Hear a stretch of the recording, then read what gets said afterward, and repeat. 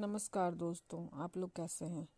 मैं आज एक पद्म पुराण की एक कथा सुनाने जा रही हूँ। आज मैं ये बैठी हुई यूं ही पढ़ रही थी तो मुझे एक कहानी नज़र आया, बहुत ही अच्छा लगा। मुझे लगा मुझे आपसे भी शेयर करनी चाहिए। ये पद्म पुराण की एक कहानी है। एक बार एक शिकारी शिकार करने गया। शिकार नहीं मिला, थकान हो गई तो वह वृक्ष के नीचे जाकर सो गया। हवा इतनी तेज चल रही थी कि वृक्ष की छाया कभी कम हो रही थी, कभी ज्यादा हो रही थी। डालियां यहाँ वहां भी झकझोर रहे थे हवा के प्रभाव से। तो उन्हें कभी धूप लग रही थी शिकारी को, कभी छांव लग रही थी।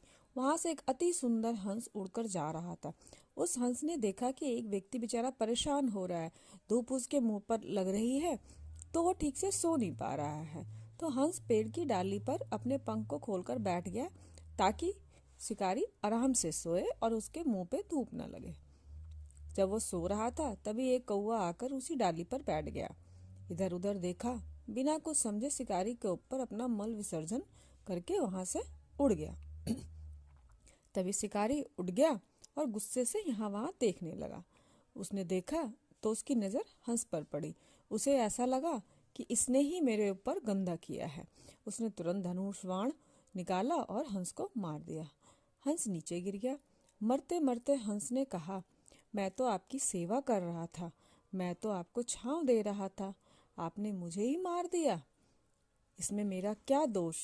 उस समय उस पद्म पुराण के शिकारी ने कहा, यद्यपि आपका जन्म उच्च परिवार में हुआ, आपकी सोच आपके तंज की तरह सुंदर है, आपके संस्कार शुद्ध हैं, यहाँ तक कि आप अच्छे इरादे से मेरे लिए पेड़ की डाली पर बैठकर मेरे सेवा कर रहे थे, लेकिन आपसे एक गलती हो गई। क्या गलती हो गई? कि ये उससे गलती हो गई कि जब आपके पास कौवा आकर बैठा तो आपको उसी समय उड़ जाना चाहिए था। वो दुष्ट कौवे के साथ एक घड़ी की संगत ने ही आपको मृत्यु के द्वार पे पहुंचा दिया। अब इस कहानी से ये शिक्षा मिलती है कि संसार में संगति का सदा ध्यान रखना चाहिए। जो परम हंस है उन्हें कौवों की सभा से दूरी बनाए रखना चाहिए। कबीर साहब कहते हैं कि मनुष्य जन्म पाकर सच्चे संत की संगत करनी चाहिए और भगवान का गुणगान हमेशा करते रहना चाहिए।